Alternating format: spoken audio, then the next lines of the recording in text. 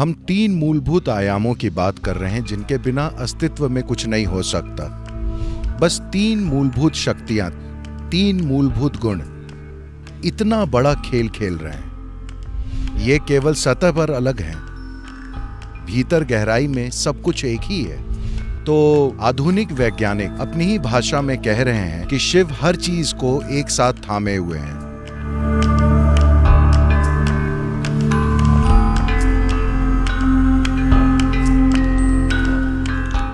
देखिए, ब्रह्मा, विष्णु, महेश यानी तीन लोगों के बारे में मत सोचिए।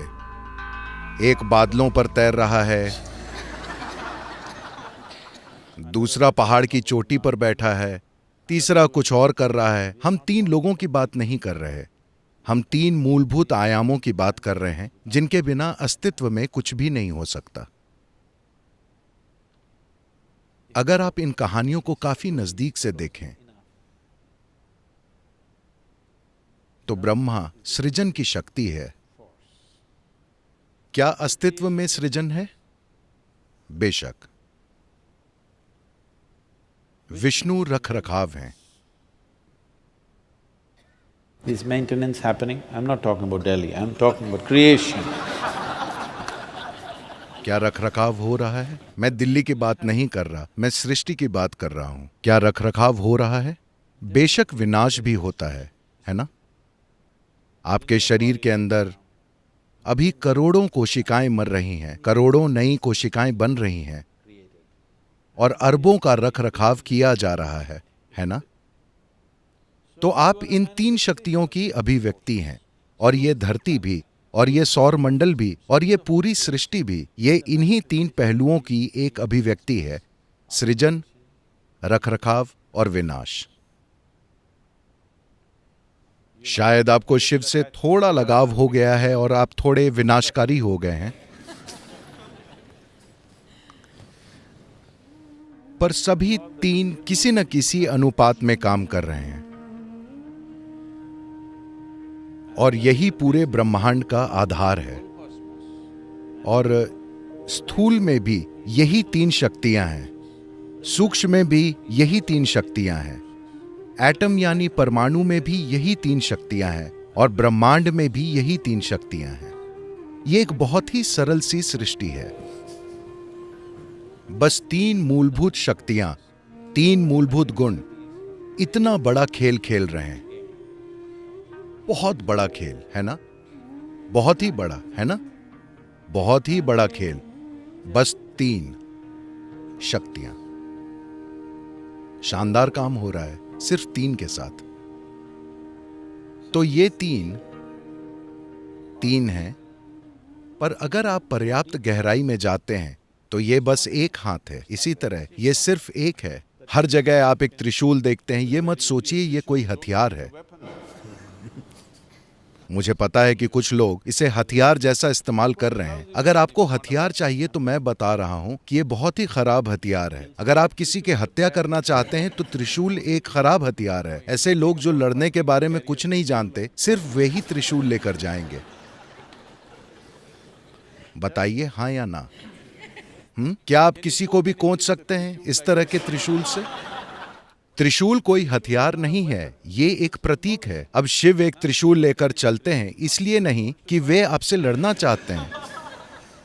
उनके बेटे एक भाला रखते हैं, वो लड़ाई का हथियार है। वे लड़ते रहे। कार्तिकेय लगातार लड़ते रहे। शिव कभी नहीं लड़े, क्योंकि ये बस एक प्रतीक है। ये बस आपको ये दिखाने के लिए है कि सतह पर ये तीन है, भीतर गहराई में सब कुछ एक है। ये लगातार यही दर्शा रहा है। आप सोच रहे हैं कि ये एक हथियार है। नहीं, ये हथियार नहीं है। ये ठीक हथियार नहीं है ना? जब तक आप लोगों को धकेलना न चाहते हो। If you want to pierce people, it's not a good weapon. अगर आप लोगों में छेद करना चाहते हैं तो ये अच्छा हथियार नहीं है। तो ये तीन, ये केवल सतह पर अलग है, भीतर गहराई में सब कुछ एक ही है। पर ये तीन अभिव्यक्तियां सृष्टि में सभी पहलुओं में साफ साफ मौजूद हैं। प्रोटॉन, न्यूट्रॉन, इलेक्ट्रॉन से लेकर कई दूसरे स्तर की अभिव्यक्तियों में यह हमेशा मौजूद है। तो महादेव का महत्व ये है कि ये जब ये तीनों एक की तरह काम कर रहे हैं तो वो महादेव हैं। ये तीन देव हैं। जब ये सभी एक के रूप में काम कर रहे हों तब ये महादेव हैं। तो हम विनाशक को महादेव कहते हैं क्योंकि इसका संबंध है ब्रह्मा का संबंध है सृजन से, विष्णु उनका संबंध है सृष्टि के संचालन से,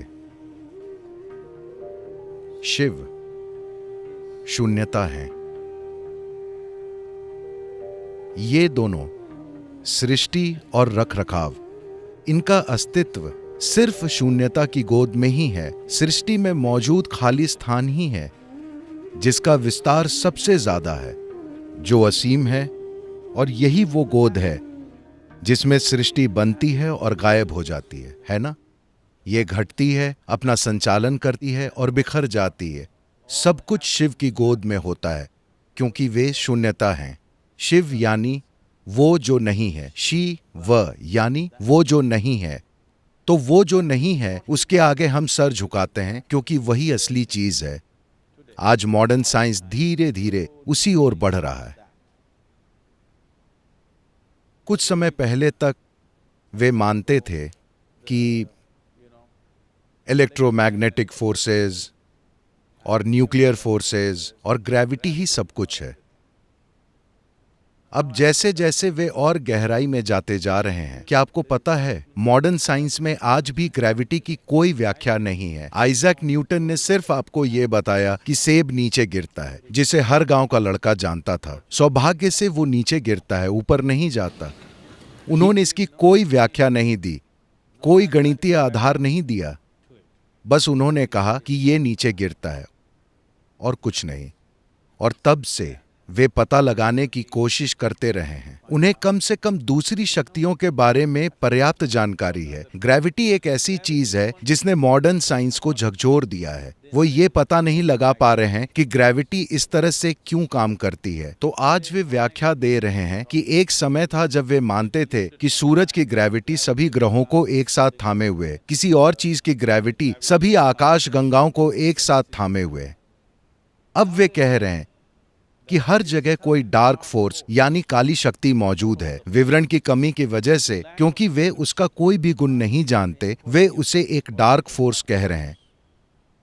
और ऐसा लगता है कि यही डार्क फोर्स हर चीज को उसकी जगह पर थामे हुए है। उन्हें नहीं पता कि इस शक्ति की प्रकृति क्या है। इसे डार्क एनर्जी या डार्क फोर्स कहा जाता है। ये डार्क एनर्जी, पता है, हम शिव को हमेशा द डार्क वन कहते हैं। उन्हें हमेशा द डार्क वन कहा जाता है। उनकी रात महीने में सबसे डार्क यानी काली रात होती है। तो आधुनिक वैज्ञानिक अपनी ही भाषा में कह रहे हैं कि शिव हर चीज को एक साथ थामे हुए है। अब मैं नहीं चाहता कि आप एक आदमी की कल्पना करें जो वहां बैठकर हर चीज को साथ थामे हुए है। ये ऐसा नहीं है। शिव यानी वो जो नहीं है, और वो जो नहीं है उसे सबसे ऊंचा माना जाता है क्योंकि वो जो नहीं है वही सृष्टि में सबसे बड़ी अभिव्यक्ति है कि नहीं? अगर आप ऊपर आसमान में देखें, क्या आप कभी देखते हैं? क्या आप कभी देखते हैं? ठीक है, मुझे आप पर भरोसा है। तो अगर आप आसमान में देखते हैं, चूंकि आपकी आंखें एक खास तरीके से बनी हैं, आपको लगेगा कि आसमान तारों से भरा है। यह हकीकत नहीं है। वहां सबसे बड़ी चीज है खाली अंधकार, है ना? जो आकाश गंगाएं आप वहां देखते हैं वे तो बस छोटे छोटे बिंदु हैं, बाकी का विशाल विस्तार शून्य है ना? तो उसे ही हम शिव कह रहे हैं। पर इसके कई पहलू हैं। ऐसा इसलिए है क्योंकि हम एक देशी भाषाओं वाली संस्कृति हैं, क्योंकि हमें पता है कि अस्तित्व के कोई हिस्से नहीं हैं। क्या आपको लगता है कि सौर मंडल और बाकी की आकाश गंगा के बीच कोई सीमा रेखा है? नहीं। क्या एक आकाश गंगा और दूसरी आकाश गंगा के बीच कोई सीमा रेखा है, एलओसी? ऐसी कोई चीज नहीं है। इस अस्तित्व में कोई हिस्से नहीं है। तो हम एक देशी भाषाओं वाली संस्कृति हैं जहां इसके कोई हिस्से नहीं है। तो अगर मैं शिव की बात कर रहा हूं, जब मैं कहता हूं शिव, तो आपको पहचानना होगा कि मैं कौन से शिव की बात कर रहा हूं। मैं कहता हूं शिव और असीम शून्यता की बात करता हूं। मैं कहता हूं शिव और आदि योगी की बात करता हूं। मैं कहता हूं शिव और मैं उस मजदूर की बात कर रहा हूं जो अभी सड़क पर चल रहा है, जिसका नाम शिव है। ये सभी चीजें हम एक ही समय पे करते हैं और यही कारण है कि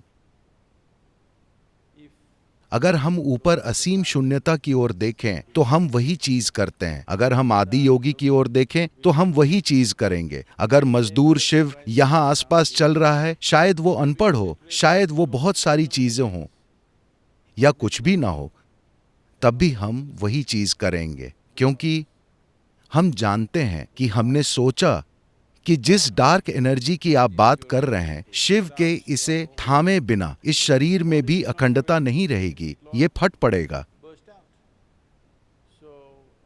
तो जब मैं आपकी ओर देखता हूं, मैं वही चीज करता हूं। देखिए, मैं चाहता हूं कि आप समझें कि ये एकमात्र ऐसी जगह है जहां ऐसी चीज मौजूद है। आप इसे अनजाने में कर रहे हैं, इसलिए इसका कोई मतलब नहीं है। आप अपने देवताओं के साथ जो करते हैं वही आप सबके साथ कर रहे हैं, है ना? ये व्यक्ति शायद नहीं जानता हो कि उसकी रचना का स्रोत क्या है, पर मैं उसे पहचानना चाहता हूं।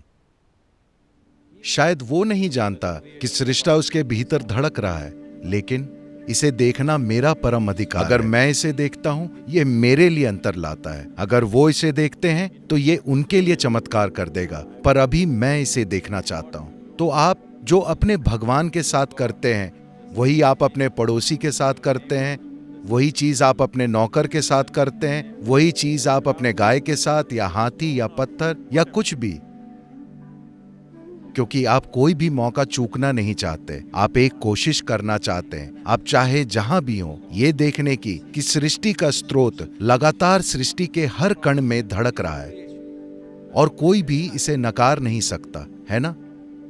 मॉडर्न साइंस भी नकार नहीं सकती कि सृष्टि का जो स्रोत है वो एक छोटे से अदृश्य एटम में भी कार्य कर रहा है कि नहीं?